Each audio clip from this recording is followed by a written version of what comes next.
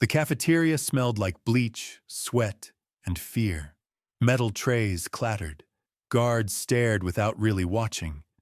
And in the middle of it all, a new inmate, quiet, young, eyes low, carried her food to an empty table. That's when he blocked her path. The kind of man who thought this place belonged to him. "Hey, new girl," he sneered. "You don't eat here unless I say just kept walking." So he grabbed her so. She didn't answer. Tray, and slammed it to the ground. The room went silent. She looked up slowly, not angry, not afraid, just tired. Then came the mistake. He slapped her. Hard. The slap echoed through the hall like a gunshot. For half a second, she didn't move. Then the next, he was on the floor, gasping, eyes wide with pain. No one even saw what she did, just the sound of a body hitting concrete.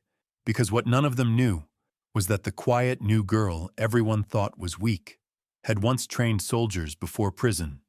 Stay with me until the end, because what happened next made even the guards question who was really in control behind those bars. Before we begin, don't forget to like this video, hit subscribe, and comment where you're watching from. Now let's get into it. The concrete walls of Millbrook Correctional Facility had witnessed thousands of arrivals over the decades. Each new inmate brought their own story, their own demons, their own desperate hope that somehow they'd survive whatever time they had left to serve. But when 28-year-old Keisha Williams stepped off that prison bus on a cold Tuesday morning, she carried something different, something nobody could see behind those tired brown eyes. The intake process was always the same degrading ritual: strip search, medical examination, property inventory. The guards processed her like cattle, barely looking at her face as they stamped her paperwork and assigned her a number. Inmate 4273291. That's all she was now in their system. Just another young woman who'd made some bad choices and would spend the next 5 years learning what real consequences looked like. Officer Martinez, a 20-year veteran of the prison system, glanced at Keisha's file as he walked her to cell block C assault charges. Looked like she'd gotten into it with someone outside a nightclub, probably drugs involved, maybe a boyfriend situation gone wrong. Nothing unusual. Nothing that suggested the quiet woman shuffling beside him in oversized orange scrubs had ever been anything more than another statistic. If he'd looked closer at that file, really studied the details buried in the police reports, he might have noticed something interesting.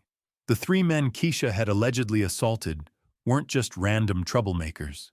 They were trained fighters, mixed martial arts backgrounds, street fighting experience. And all 3 had ended up in the hospital with injuries that didn't match the story they told police about being jumped by some angry woman outside a bar. But Martinez didn't look that close. Why would he? She was small, maybe 5'4", couldn't weigh more than 130, soaking wet. Kept her head down, didn't make eye contact, moved like someone who just wanted to disappear into the background. Classic victim material. The kind of inmate who'd either find protection fast or become someone's property within a week. Cell Block C was controlled by unwritten rules that every inmate learned quickly or paid for slowly. At the top of that food chain sat Marcus Diesel Thompson, a mountain of a man who'd been behind bars for the better part of 15 years. Drug trafficking, assault, intimidation of witnesses. His record read like a textbook on how to build a criminal empire. And inside these walls, he'd simply continued what he'd started on the streets. Diesel ran his operation with calculated brutality. He controlled the commissary trades, decided who got protection and who got targeted, and made sure everyone understood that respect wasn't earned in this place. It was taken or given at his discretion. His crew of loyal followers moved through the prison like sharks sensing blood in the water, always looking for weakness to exploit, always ready to remind someone exactly where they stood in the hierarchy. When word spread through the block that fresh meat was arriving, Diesel's interest was immediately piqued. New inmates meant new opportunities. Someone to break down and build back up according to his rules. Someone to remind the rest of the population that he remained the undisputed king of Cell Block C. Keisha's first night was spent in a cramped cell with Maya Rodriguez, a 35-year-old woman serving time for embezzlement who'd learned to keep her mouth shut and her head down. Maya had seen plenty of new arrivals over her 2 years inside. Most came in either terrified or trying too hard to act tough. Both types usually ended up the same way, broken down by the system and reshaped according to whoever claimed them first. But there was something different about this new cellmate. Keisha made her bunk with military precision, organized her few belongings with systematic efficiency, and then sat quietly on her thin mattress reading a paperback book she'd somehow managed to keep through processing. She didn't ask questions about the unwritten rules, didn't try to make conversation or probe for information about who to avoid and who to approach.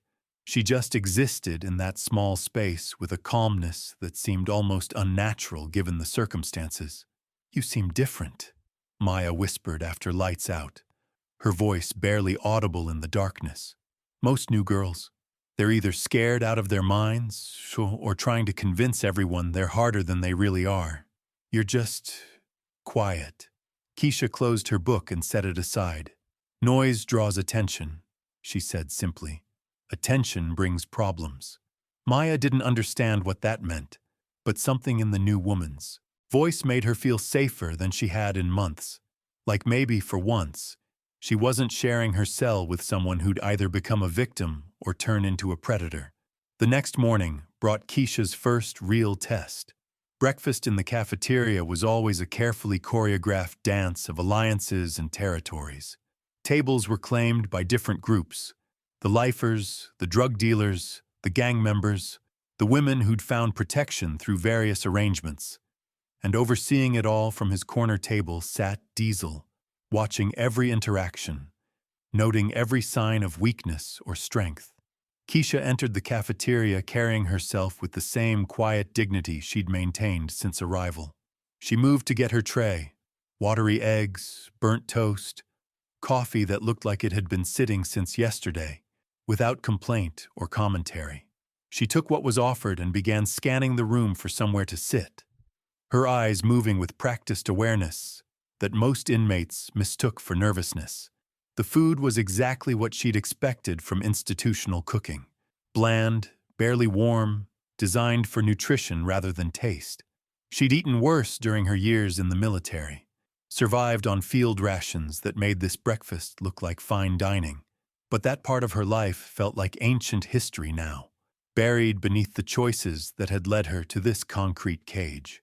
She spotted an empty table near the windows, where morning sunlight struggled through reinforced glass. It wasn't in anyone's obvious territory, wasn't close enough to any particular group to suggest alliance or challenge. Perfect for someone who just wanted to eat in peace and avoid unnecessary complications. That's when Diesel made his move. He'd been watching the new arrival since she walked through the cafeteria doors. Small, quiet, moving with the kind of careful steps that screamed vulnerability to anyone who knew how to read body language in a place like this. Fresh meat that needed to understand exactly where she fit in the established order of things. Diesel rose from his table, his massive frame casting a shadow across the cafeteria as conversations quieted and heads turned. His crew flanked him automatically: Rodriguez, a wiry woman with gang tattoos covering her arms; Johnson, whose dead eyes spoke of too many years behind bars; and Wilson, who'd earned her reputation by putting 3 women in the infirmary during her first month inside. They moved with predatory confidence toward the small woman who'd just found a seat at that empty table. Every inmate in the cafeteria knew what was coming. It was a ritual as old as the prison system itself: the establishment of dominance, the reminder of who held power and who existed at their sufferance. Keisha sensed them approaching before she looked up. Years of training had given her an awareness that went beyond conscious thought, an ability to read the energy of a room and identify threats before they became immediate dangers. She continued eating methodically, her breathing steady and controlled, as 4 sets of footsteps approached her table with unmistakable intent. "Well, well, well," Diesel's voice boomed across the cafeteria, causing the last few conversations to die into complete silence. "Look what we got here, ladies. Somebody's little sister decided to come play with the big girls." Keisha continued eating, not acknowledging the comment or the presence of the 4 women now surrounding her table. She'd learned long ago that sometimes the best response to intimidation was no response at all. Let them make their play, show their cards, reveal exactly what kind of threat they represented. "I'm talking to you, new girl," Diesel continued, her voice dropping to that dangerous tone that every inmate recognized as the calm before the storm. "When somebody speaks to you in here, you answer. That's how respect works in my house." Finally, Keisha looked up from her tray, meeting Diesel's gaze with eyes that held depths the gang leader couldn't quite read. "I heard you," she said quietly. "I just don't have anything to say." The response caught Diesel off guard. Most new inmates either cowered in fear or tried to act tougher than they were. This woman was doing neither. She was just sitting there, completely unimpressed by the display of dominance, like she'd seen it all before and found it mildly boring. "You don't have anything to say?" Diesel repeated, her voice getting louder as she sensed weakness in her own position. "Maybe you don't understand how things work around here. See, this is my block. That means everything that happens here goes through me, including where some nobody like you gets to sit."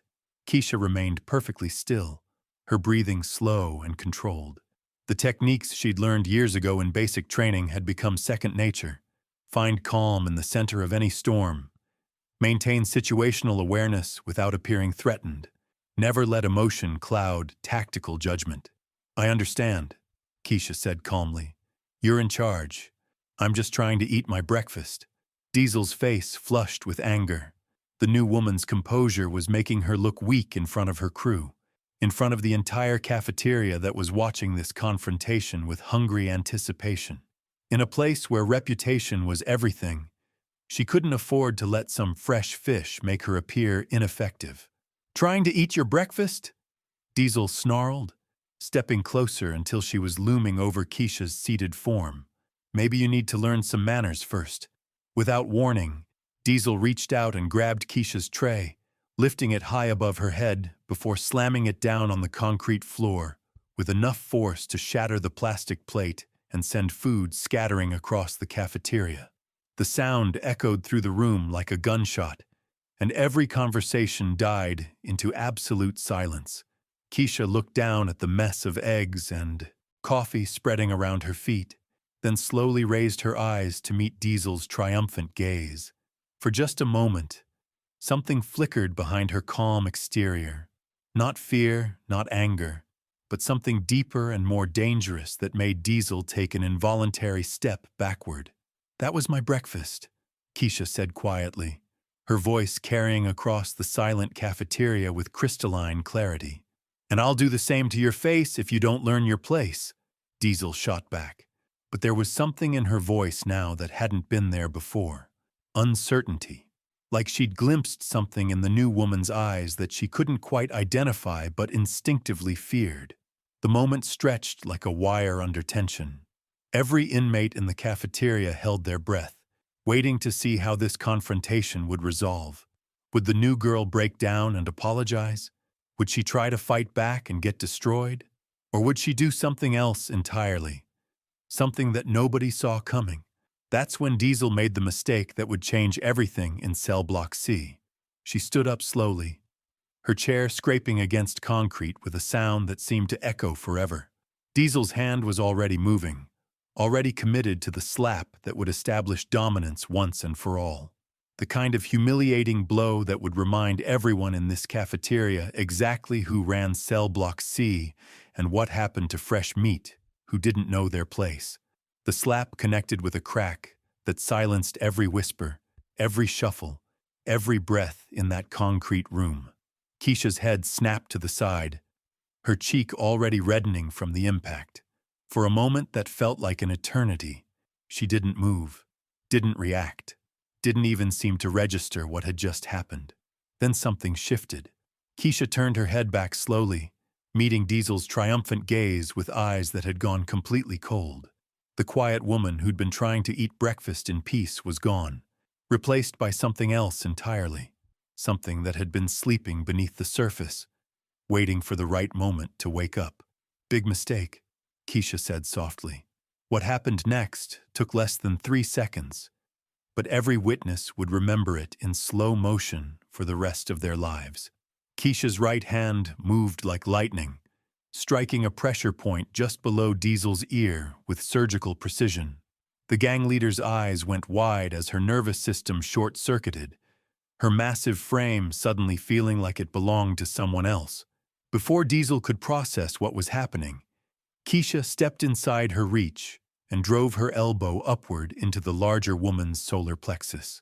The breath exploded from Diesel's lungs in a whoosh that carried across the silent cafeteria. But Keisha wasn't finished.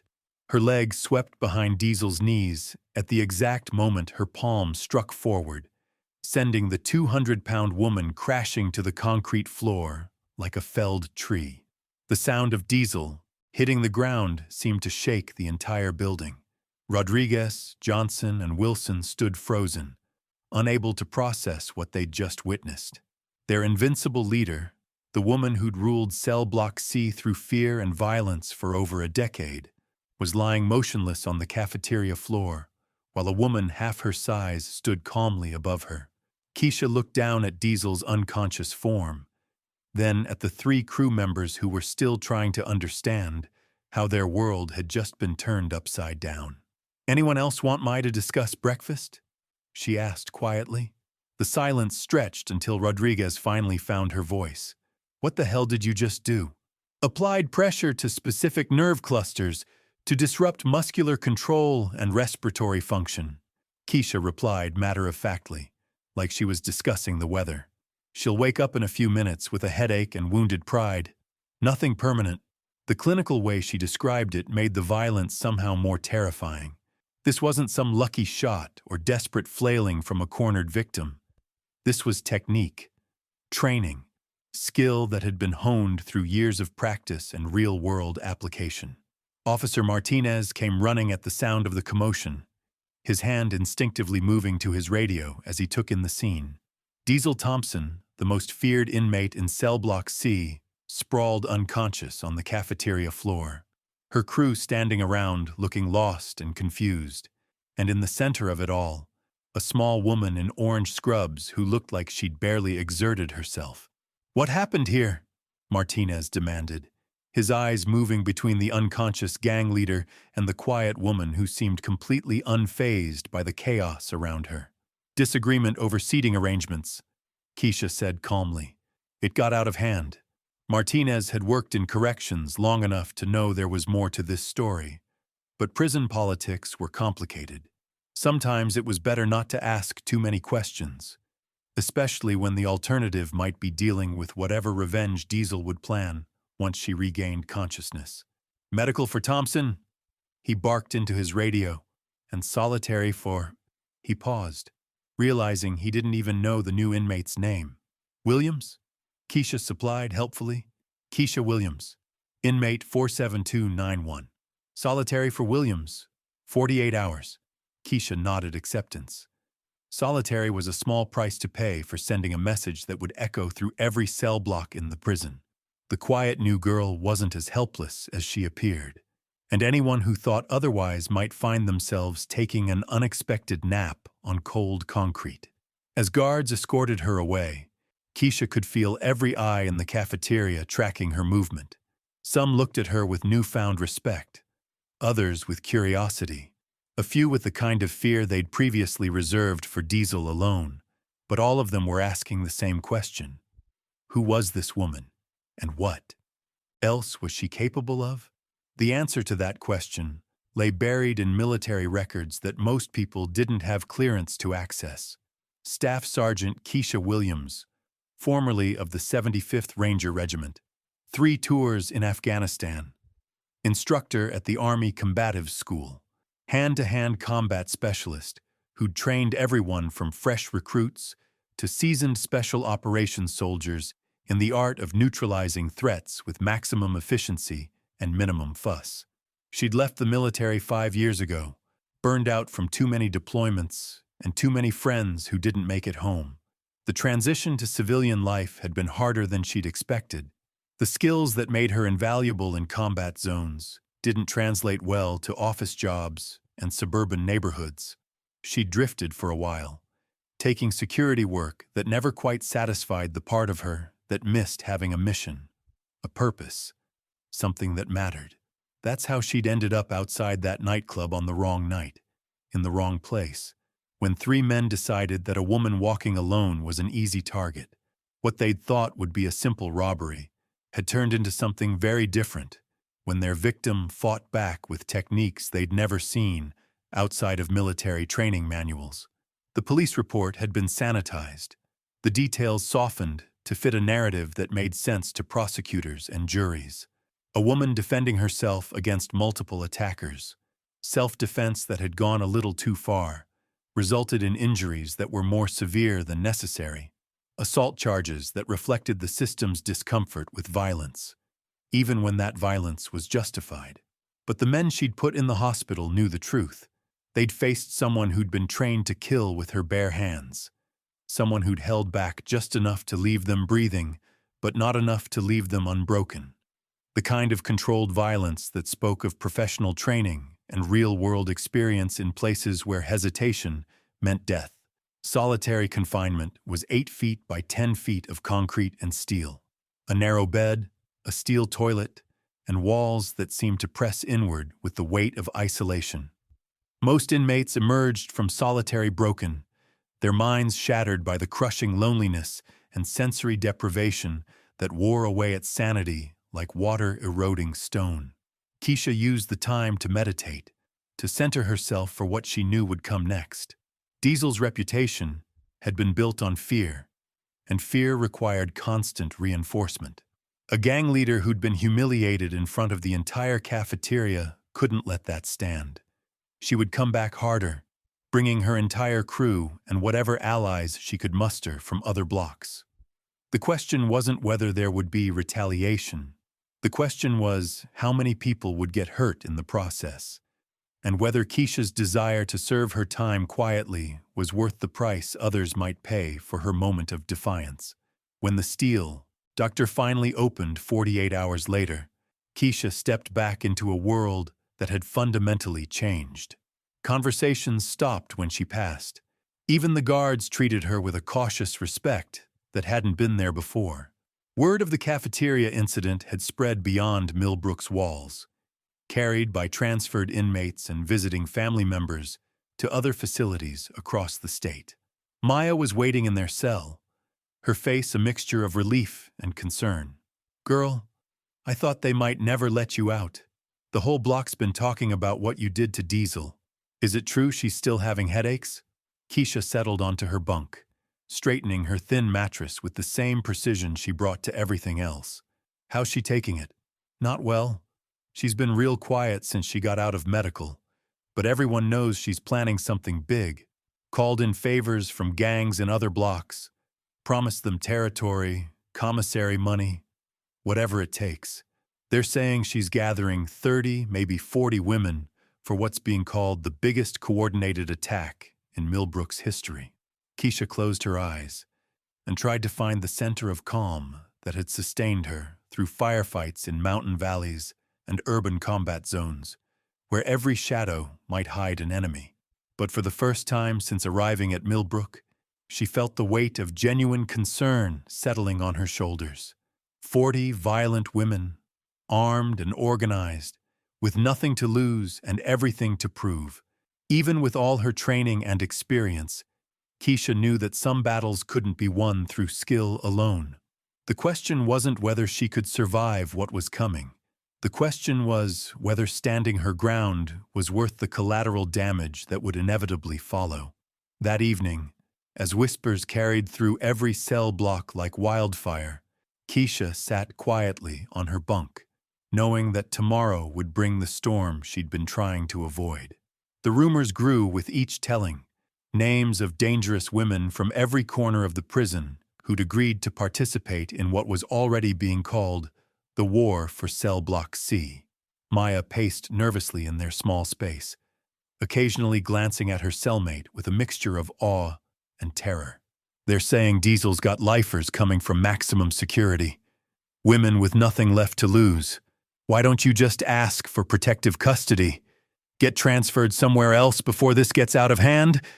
Keisha looked up from the meditation pose she'd assumed on her thin mattress. Running away doesn't solve the problem. It just moves it somewhere else. But this isn't your fight anymore. This is war.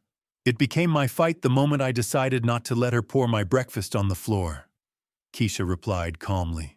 Everything that's happened since then has been a consequence of that choice. Maya stopped pacing, struck by the certainty in her cellmate's voice. There was something in Keisha's tone that spoke of someone who'd faced impossible odds before and found a way through them.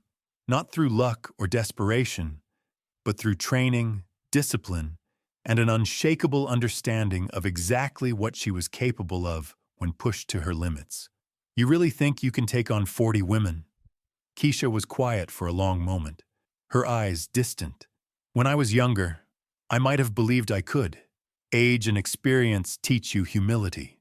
But sometimes you don't fight because you think you can win. You fight because it's the right thing to do. The lights went out at 10 sharp, plunging cell block C into the kind of darkness that seemed to amplify every sound, every whisper, every heartbeat of fear that pulsed through the concrete corridors. But sleep didn't come easily that night for anyone in Millbrook Correctional Facility, because everyone knew that when morning came, the quiet woman who'd trained soldiers would face the biggest test of her life, and whatever happened in that confrontation would reshape the power structure of the entire prison, determining who really controlled these concrete cages and what happened to those who dared to challenge the established order. The storm was coming, and Keisha Williams was standing directly in its path, calm and ready for whatever hell Diesel Thompson could unleash. The morning after solitary brought whispers that moved through Millbrook, like electricity through copper wire. Every corridor buzzed with speculation about what would happen when Diesel made her move. The breakfast bell rang at 6 sharp, but half the usual crowd stayed in their cells, sensing that today would be different. Today would be the day that settled everything once and for all. Keisha walked to the cafeteria with the same measured pace she'd maintained since her first day. But this time the path seemed longer, the fluorescent lights harsher, the concrete walls somehow more oppressive. She could feel the weight of hundreds of eyes tracking her movement, inmates pressed against cell doors and windows, watching her progress like spectators at a gladiator match. The cafeteria doors opened with their usual metallic groan, revealing a scene that made even veteran guards reach for their radios. Tables had been pushed back against the walls, creating an open space in the center of the room. Diesel sat at her usual corner table, but today she wasn't alone.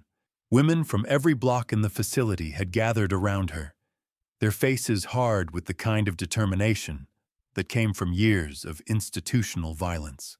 Keisha recognized the types immediately. The lifers with dead eyes who'd given up hope of ever seeing freedom again. Gang members whose loyalty had been bought with promises of protection and commissary privileges.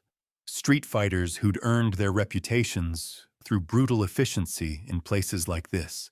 All of them united by one common goal: restoring Diesel's authority through whatever means necessary. Officer Near Martinez stewed the entrance, his hand hovering over his radio. Behind him, 3 other guards had positioned themselves strategically around the room, but their body language suggested they had no intention of intervening quickly. Sometimes the system needed to let these things play out, let the inmates settle their own disputes through methods the outside world would never understand or condone. The serving line was empty, except for one elderly woman who'd been working the kitchen for over a decade. She handed Keisha a tray with the same methodical efficiency she'd shown every morning, but her eyes carried a warning that needed no words. Turn around. Walk away. Find somewhere else to be until this storm passes. But Keisha had never been one to run from storms. She took her tray and walked directly into the center of the cafeteria, where 40 pairs of hostile eyes waited for her arrival. The silence was absolute now, broken only by the hum of fluorescent lights and the distant sound of footsteps in corridors beyond these walls. Even the guards had stopped talking, recognizing that they were about to witness something that would be discussed in prison lore for decades to come. Diesel rose slowly from her table, her movements deliberate and theatrical. The bruises on her face from their previous encounter had faded to yellow and green, but the humiliation burned as bright as ever. This was her chance for redemption, her opportunity to prove that what had happened 3 days ago was nothing more than a lucky shot from someone who'd caught her off guard. Well, well, Diesel's voice carried across the empty space between them. Look who decided to show her face again. Thought you might have learned your lesson in solitary, but I guess some people need their education beaten into them the hard way. The women surrounding Diesel's table began to spread out, forming a loose circle that would prevent any possibility of escape. These weren't random inmates looking for entertainment.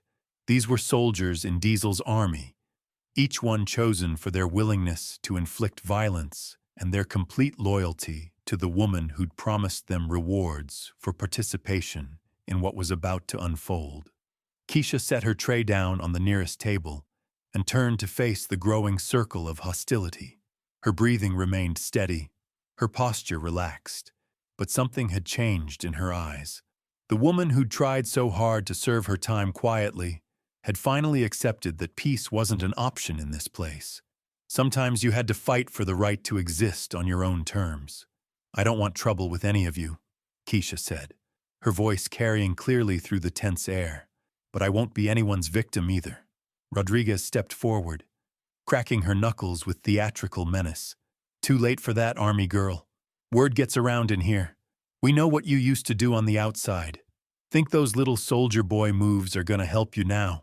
The circle tightened as more women moved into position. Johnson pulled a sharpened piece of metal from her sleeve, while Wilson hefted a lock wrapped in a sock like a medieval flail. These weren't going to be clean fights with rules and referees. This was going to be brutal, desperate combat, where the only rule was survival. 40 against 1, Diesel called out, her voice dripping with false sympathy. Doesn't seem very fair, does it? But then again, you should have thought about the consequences before you put your hands on me in front of everyone. Actions have consequences in here, soldier girl. Time to learn what those consequences look like. The attack came from multiple directions simultaneously, a coordinated assault designed to overwhelm through sheer numbers and brutality. Rodriguez charged from the left, while Johnson came from the right, their makeshift weapons cutting through the air with lethal intent.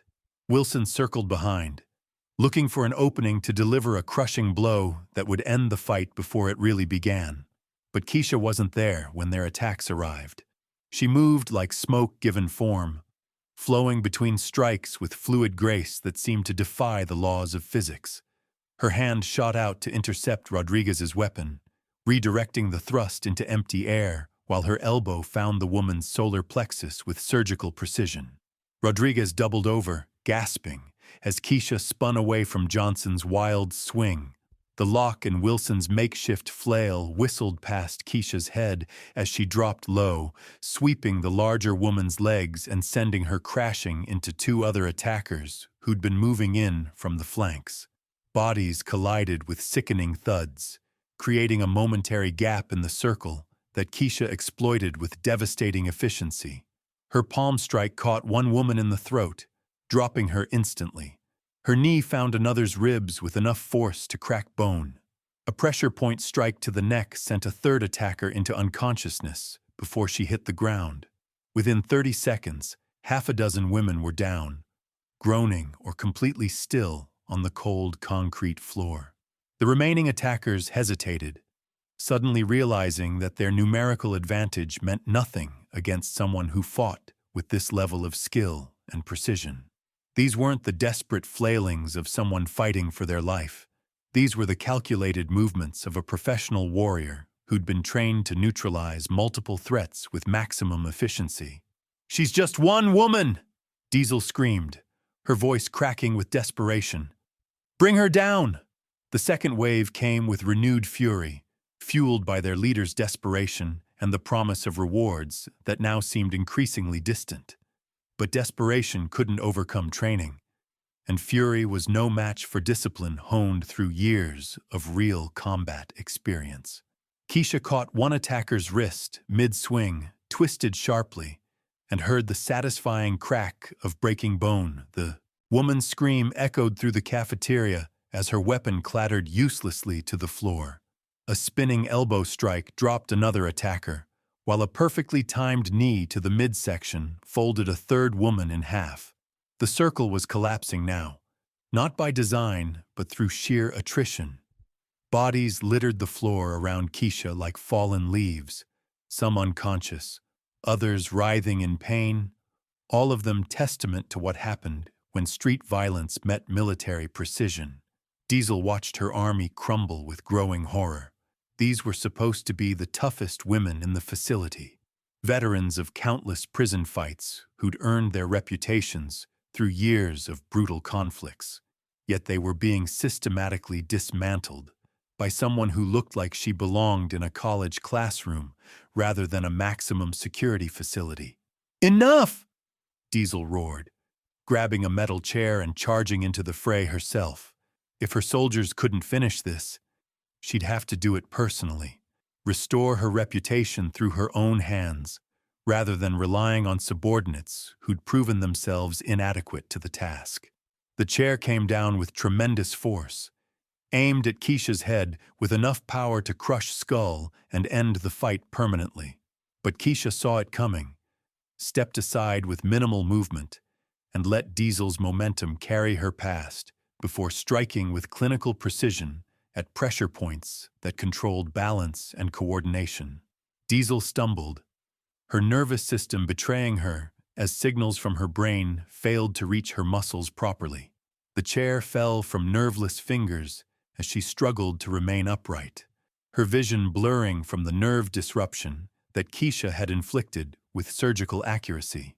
"Stay down," Keisha said quietly, her breathing barely elevated despite the violence that had just unfolded around her.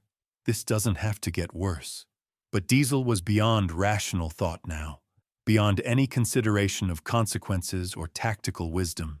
Her reputation, her power, her entire identity within these walls depended on winning this confrontation. She threw herself forward in a desperate tackle, hoping to use her size advantage to bring down the smaller woman who'd humiliated her so thoroughly. Keisha sidestepped the clumsy charge and brought her knee up with measured force, connecting with Diesel's temple in a strike that shut down conscious thought instantly. The gang leader collapsed like a marionette with severed strings, her massive frame hitting the concrete with a sound that seemed to shake the entire building. Silence descended over the cafeteria like a heavy blanket. 40 women had entered this fight with the intention of destroying one person who dared to challenge their established order. Now 35 of them lay scattered across the floor in various states of consciousness, while their leader sprawled motionless at the feet of someone they dismissed as easy prey. The guards finally moved, but their approach was cautious, respectful even. They'd witnessed something that challenged their understanding of how power worked within these walls. This wasn't some lucky victory or desperate flailing that had somehow succeeded against impossible odds. This was a demonstration of skill so complete, so overwhelming, that it redefined what was possible within the controlled chaos of prison life. Officer Martinez approached Keisha with his hands visible and empty, recognizing that he was dealing with someone whose capabilities extended far beyond anything in his training manual. "Ma'am," he said carefully, "I need you to come with me." Keisha nodded and walked calmly toward the exit, stepping carefully around the bodies of women who'd thought they understood what violence looked like. Behind her, medical personnel rushed in to assess the damage, their voices hushed as they worked to revive the unconscious and stabilize those whose injuries required immediate attention. The walk to solitary felt different this time. Inmates pressed against cell doors and windows not with curiosity, but with something approaching reverence. Word would spread through every facility in the state system within hours. The quiet woman who'd trained soldiers had just dismantled the most feared gang in Millbrook's history without breaking a sweat. As the steel door closed behind her once again, Keisha settled onto the narrow bunk and closed her eyes. She'd wanted to serve her time quietly, to keep her head down and count the days until release. But sometimes the system had other plans. Sometimes you had to fight for the right to exist peacefully. The question now wasn't whether she'd won this particular battle. The question was what kind of person she'd choose to be for the remaining years of her sentence, and whether the woman who'd trained soldiers could find a way to use those same skills to build something better than the cycle of violence that had just played out on cold concrete. Outside her cell, Millbrook Correctional Facility was learning to adapt to a new reality. The old power structures had been shattered as completely as the bodies scattered across the cafeteria floor, and in the silence of solitary confinement, Keisha Williams contemplated what came next for a warrior who'd finally stopped pretending to be anything other than what she was. The aftermath of what inmates would later call the Cafeteria War changed everything at Millbrook. Word traveled through the prison grapevine faster than contraband cigarettes, reaching every cell block, every corner where power had previously been measured in muscle and reputation. The woman who'd dismantled Diesel's empire in less than 10 minutes had become something more dangerous than any gang leader. She'd become a legend. 3 days passed before Keisha emerged from solitary confinement for the second time. When those steel doors opened, she stepped into a world that had fundamentally restructured itself around her existence. The usual morning chaos of Cell Block C had been replaced by something resembling order. Conversations were quieter, disputes settled with words instead of fists, and the predatory energy that had once saturated every interaction had shifted into something resembling respect. Maya was waiting in their cell, but she wasn't alone. 3 other women sat on the floor, their faces showing a mixture of nervousness and determination that Keisha recognized immediately. They were seeking something that had become precious currency in this place, protection from someone who'd proven she could deliver it. "These are some friends of mine," Maya said carefully, reading Keisha's expression. "They've been having trouble with some of the girls, some advice." Keisha studied from Block B. "Thought maybe you could offer the faces looking up at her. Young women who'd made mistakes and ended up in a place that chewed people up and spit out whatever pieces remained useful. They reminded her of recruits she'd trained years ago, before everything went sideways, and she found herself wearing orange instead of fatigues." "What kind of trouble?"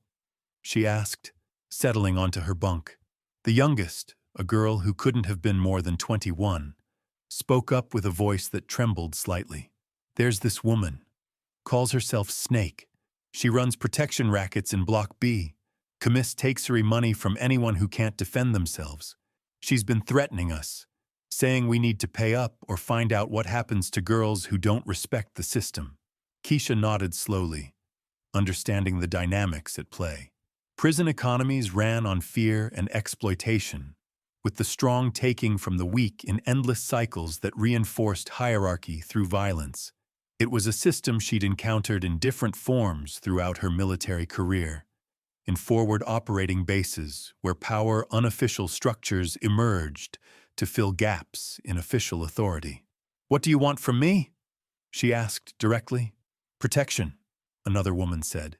"Everyone knows what you did to Diesel's crew. Word is you're the new power in this place. We're hoping you might be different from the others. Maybe run things more fairly." The assumption made Keisha uncomfortable in ways she couldn't immediately articulate. She'd never sought power over other people, never wanted to be responsible for managing the complicated politics of institutional survival. All she'd wanted was to serve her time quietly and return to whatever life awe the faces looking at her carry-eyed her on the outside. But they saw her as someone who might saw her as something more than just another predator with better skills world. These women'd hope that had been rare commodity in their offer protection, without demanding everything in return. "I'm not looking to run anything," Keisha said finally. "I just want to be left alone." But you can't be left alone now, Maya interjected gently. What happened in the cafeteria changed everything. Diesel's gone, her crew's scattered, and there's a power vacuum that someone has to fill. If you don't step up, someone worse will take over. The logic was sound, but unwelcome. Keisha had learned enough about prison politics to understand that neutrality wasn't really an option once you demonstrated the kind of capabilities she'd shown. You were either predator or prey, protector or threat, part of the system or victim of it. That evening, as word continued to spread about the legendary fight, Keisha received an unexpected visitor.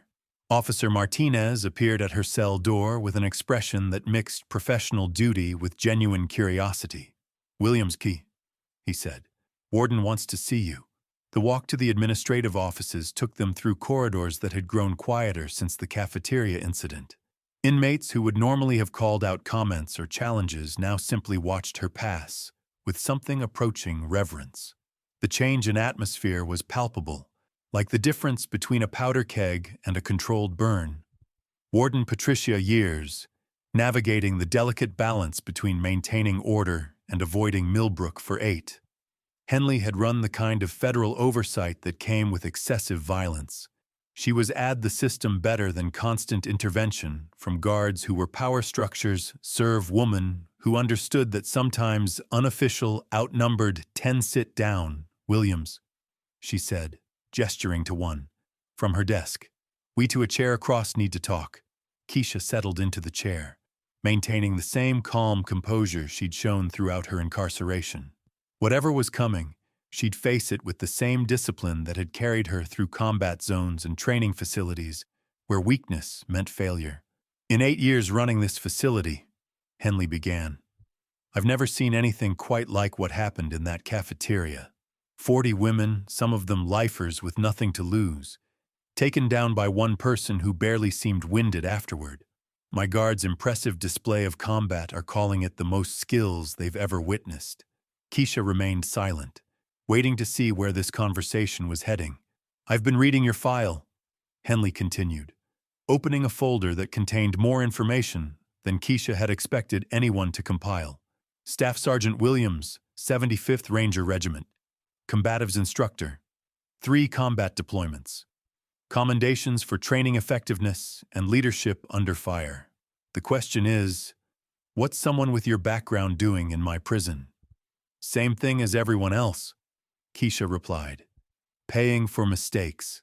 Henley leaned back in her chair, studying the woman across from her with the keen eye of someone who'd spent years reading people in high-stress situations. "The incident report from your arrest is interesting reading. 3 men hospitalized, all of them with injuries consistent with professional training in hand-to-hand combat. Self-defense that went considerably beyond what most people would consider necessary. They were armed," Keisha said simply. "I responded appropriately to the threat level." "I'm sure you did. But here's my concern, Williams. Your little demonstration in the cafeteria has created ripple effects throughout my facility. Diesel Thompson ran her operation through fear and violence, but it was predictable violence. I knew how to manage it, how to contain it, to maintain it, how to use overall stability." Henley stood and walked to the window over Lou Yard, where inmates moved king the prison in patterns that had shifted noticeably since the cafeteria incident. "What you've done is eliminate an established power structure without replacing it with anything. That creates chaos, and chaos in a place like this can get people killed." "I never asked to replace anything," Keisha said. "I just defended myself. And in doing so, you've become the new apex predator, whether you want the title or not. The question is, what are you going to do with that position?" The conversation was heading toward territory that Keisha had been dreading since her release from solitary. Leadership wasn't something you could simply refuse created by this. The vacuum in an environment like Diesel's fall would be filled by someone, and the inmates had already decided who they wanted that someone to be. "I want to serve my time and get out," Keisha said. "Nothing more complicated than that." "Unfortunately, it is more complicated than that now," Henley replied. I have reports of inmates from other blocks already trying to establish new territories in C block. Without strong leadership to maintain order, we're looking at potential gang wars that could tear this facility apart. The warden returned to her desk and pulled out another file, this one containing photographs of women who looked like they'd seen the worst that prison life could offer. These are some of the players who are positioning themselves to fill the power vacuum you created. Maria Santos from Block A, serving life for multiple homicides. Jennifer Walsh from Maximum Security, transferred here after orchestrating a riot that left 3 guards hospitalized. Rachel Kim from Block D, whose organization runs drugs and weapons through half the facilities in the state system. Keisha studied the photographs, recognizing the predatory intelligence in eyes that had adapted to institutional violence as a way of life. These weren't desperate women fighting for survival. These were career criminals who saw opportunity in the chaos she'd inadvertently created. Any one of them would be worse than Diesel ever was, Henley continued. At least Thompson kept her violence contained to specific targets. These women see violence as a business tool, and they're not particular about collateral damage. The implications were clear, even if they remained unspoken. Keisha's desire to serve her time quietly had become a luxury the system couldn't afford. Her demonstration of superior capabilities had made her responsible for consequences she'd never intended to create. What exactly, Keisha Sai, are you asking me to do? What you were trained to do, Henley replied. Lead. Maintain order. Keep the peace through strength rather than terror. I'm not asking you to become a gang leader, Williams. I'm asking you to become something better. The conversation ended with Keisha walking back to her cell, carrying the weight of expectations she'd never sought. The quiet woman who just wanted to eat breakfast in peace had become the focal point for every power struggle in the facility. Whether she accepted the role or not, she was already playing it. Maya was waiting with news that confirmed everything the warden had implied. Snake made her move today, she reported. Sent word through the grapevine that Block B is expanding operations. Any girl who wants protection needs to pay tribute to her organization, and anyone who thinks they can hide behind your reputation is going to learn otherwise. The challenge was direct and unmistakable. Snake wasn't just establishing who'd sought targeting the women territory. She was specifically Keisha's protection, making it clear that the new power dynamic would be settled through violence rather than negotiation. She's testing you, Maya continued. Wants to see if the woman who took down Diesel's army is willing to fight for people who can't fight for themselves. Keisha closed her eyes and tried to find the center of calm that had sustained her through impossible situations. But this wasn't a combat zone with clear objectives and defined enemies. This was a complex web of relationships and loyalties, where every action created consequences that rippled through hundreds of lives. The 3 women who'd sought her protection earlier were huddled in the corner of the cell, their faces showing the kind of fear that came from being caught between competing predators. They'd made themselves targets by associating with her, and now they were paying the price for hoping that someone might offer protection without demanding everything in return. What did you tell Snake's people? Keisha asked. That they'd have to talk to you directly, Maya replied. Seemed like the only safe answer. Keisha nodded, understanding the diplomatic necessity of the response while recognizing that it only delayed the inevitable confrontation. Snake would interpret any hesitation as weakness, and weakness in this environment invited escalation until someone lay broken on concrete floors.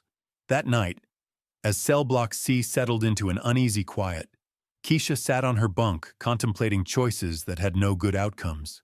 She could accept the leadership role that circumstances had thrust upon her, taking responsibility for managing the complex politics of institutional survival, or she could maintain her desire for anonymity and watch as more violent predators filled the vacuum she'd created.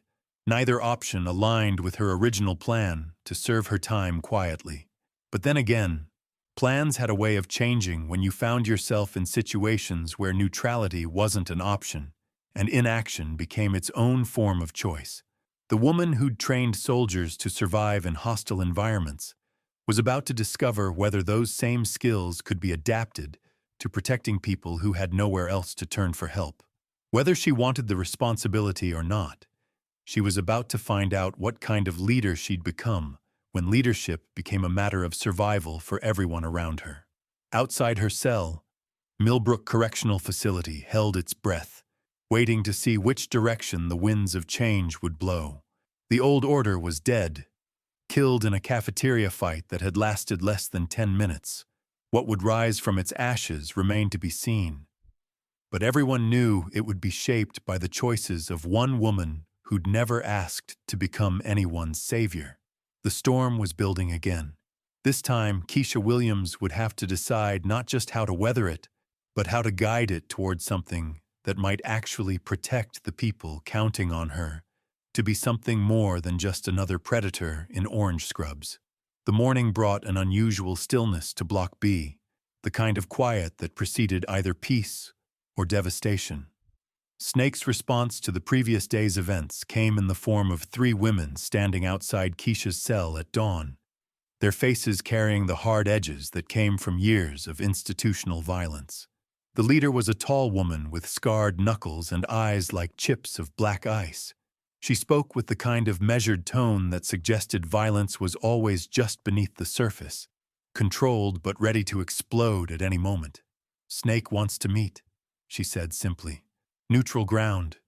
The library. 1 hour." Keisha looked up from the book she'd been reading, her expression unchanged. "Tell Snake I'll be there." The woman nodded and walked away with her companions, leaving behind an atmosphere thick with tension. Maya immediately began pacing their small cell, her nervousness filling the confined space like smoke. "This is it," she whispered. "This is where everything gets decided. Snake's not like Diesel. She's smarter, more calculating. Diesel ruled through fear and intimidation. Snake rules through strategy and long-term planning." Keisha closed her book and set it aside, beginning the mental preparation that had become second nature during her military years. Every confrontation required assessment of variables, understanding of terrain, evaluation of opposition capabilities, and likely tactical approaches. "What do you know about her background?" Keisha asked. "Organized crime on the outside, money laundering, racketeering, conspiracy charges. But the word is, she was involved in things that never made it to trial, the kind of things that require serious planning and coordination. She's been inside for 6 years, built her organization slowly, methodically, never makes moves without thinking 3 steps ahead." The description painted a picture of someone fundamentally different from Diesel's crude approach to power. This would be chess rather than checkers, strategy rather than brute force. The kind of opponent who understood that the most effective weapons weren't always the most obvious ones. The library at Millbrook occupied a corner of the facility that most inmates avoided during normal operations. Too quiet, too exposed, too far from the protective chaos of common areas where violence could be hidden among crowds. But for sensitive negotiations, it offered something precious in an environment where privacy was almost impossible to find. Snake was already waiting when Keisha arrived, seated at a table in the center of the room with 2 books open in front of her. The positioning was deliberate, suggesting someone who came to discuss business rather than deliver threats. But her companions positioned near the exits told a different story about backup plans and contingency options. She was smaller than Keisha had expected, maybe 5'6", with graying hair pulled back in a neat bun that suggested discipline and attention to detail. Her orange jumpsuit was pressed and clean, her posture straight but relaxed. Everything about her presentation suggested someone who'd adapted to institutional life without being broken by it. "Ms. Williams," Snake said, looking up from her books. "Thank you for coming. Please, sit." Keisha settled into the chair across from her, noting the strategic positioning that kept both women's hands visible while providing clear sight lines to all potential approaches. This was someone who understood operational security on a level that went beyond prison politics. "I understand you've had quite an impact on our little community," Snake continued, closing one of her books with deliberate care. Diesel's organization has been completely dismantled. Her territory is up for grabs, and everyone's wondering what comes next. I never intended to dismantle anything, Keisha replied. I just wanted to eat my breakfast in peace. Snake smiled, but it didn't reach her eyes. Of course. But intentions and consequences are different things, aren't they? The reality is that your actions have created opportunities that certain people feel compelled to pursue. The conversation had the rhythm of diplomatic negotiation, each word chosen carefully to convey information while revealing as little as possible about underlying motivations. This was someone who understood that power flowed through information as much as through violence. What kind of opportunities? Keisha asked. The kind that require organization, planning, and leadership, Snake replied. Block C is currently without effective management. Block B has resources that could be redistributed, and certain individuals have been seeking protection arrangements that their previous providers can no longer offer. The euphemisms were clear enough. Snake was proposing a territorial expansion that would bring the women who'd sought Keisha's protection under her organization's control. The alternative remained unspoken, but equally clear. Those women came to me for help, Keisha said. They're not commodities to be redistributed. Everything in here is a commodity, Snake replied matter-of-factly. The only question is who controls the market and how they choose to operate it. I prefer business arrangements that benefit everyone involved. Diesel preferred cruder methods. She opened the second book, revealing pages filled with handwritten notes and charts that looked like organizational diagrams. This is how my operation works. Clear hierarchies, defined responsibilities, fair distribution of resources based on contribution and need. Everyone knows their role. Everyone benefits from collective success. The presentation was impressive in its thoroughness and disturbing in its implications. Snake wasn't offering protection so much as incorporation into a criminal enterprise that happened to operate within prison walls. The women seeking help would become assets in a larger operation rather than individuals deserving assistance. And if I'm not interested in business arrangements? Keisha asked. Snake's expression didn't change, but something shifted in the quality of silence around them. Her companions had moved closer, still maintaining their positions near the exits, but now within range to intervene if negotiations took an unfavorable turn. Then those women you've been protecting become liabilities in an unstable situation, Snake said simply. Block B operates on principles of efficiency and mutual benefit. Inefficient arrangements tend to be corrected. The threat was delivered with the same calm professionalism she'd shown throughout the conversation. This wasn't emotional intimidation like Diesel's crude displays. This was business calculation presented as inevitable consequence. You're asking me to choose between their safety and my principles, Keisha observed. I'm asking you to choose between idealism and reality, Snake corrected. This facility operates according to certain rules, whether we acknowledge them or not. I prefer to work within those rules to create stable, beneficial arrangements for everyone involved. Keisha studied the woman across from her, recognizing the intelligence behind eyes that had adapted to institutional life without losing their calculating edge. This was someone who'd turned prison into a business opportunity, who saw human relationships as strategic assets to be managed and leveraged. What happens if I refuse? Keisha asked directly. Snake closed her second book and leaned back in her chair. Then we discover whether your reputation for combat effectiveness extends to protecting multiple people across multiple locations against sustained pressure from organized opposition. The challenge was delivered without emotion, as if she were discussing weather patterns rather than potential violence. But the implications were clear. Snake's organization had resources and reach that extended beyond simple physical confrontation. This would be warfare conducted on multiple levels simultaneously. How decide? Keisha asked. Long do I have to? 24 hours? Snake replied, standing smoothly. After that, I begin implementing alternative arrangements for territorial management in blocks B and C. Some of those arrangements may prove disruptive to current protection agreements. She walked toward the exit with her companions, pausing at the door to deliver one final observation. You have impressive skills, Ms. Williams, but skills alone don't create sustainable solutions to institutional problems.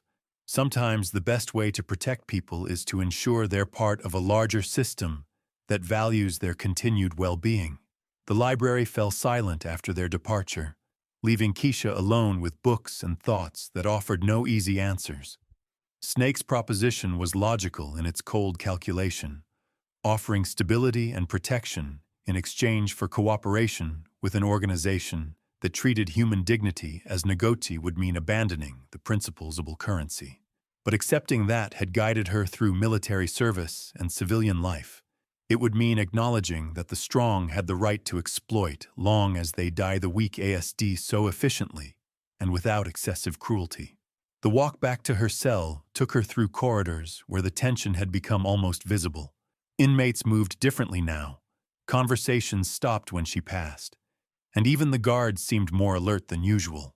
Everyone could sense that major changes were coming, that the delicate balance holding the facility together was about to shift in directions nobody could predict. Maya was waiting with 3 other women, their faces showing the strain of living in the space between competing predators. They'd sought protection and found themselves at the center of negotiations that treated their lives as strategic assets rather than human concerns. How did it go? Maya asked, though her expression suggested she already suspected the answer. Snake made her position clear, Keisha replied. We have 24 hours to decide whether we're going to work with her organization or against it. The youngest woman, the one who'd first approached seeking help, spoke up with a voice that carried equal measures of fear and determination. What does working with her mean? Keisha sat on her bunk, looking at faces that had placed their trust in someone rapidly who was discovering that good intentions weren't sufficient to navigate the complex realities of institutional survival. Sometimes the most dangerous person in the room is the one who looks the least threatening. Keisha Williams proved that appearances mean nothing when survival is on the line. From a quiet woman just trying to serve her time to the most feared inmate in Millbrook, her story shows us that true strength comes from discipline, training, and the courage to stand up when standing down isn't an option. What would you do if everyone underestimated you? Let us know in the comments below.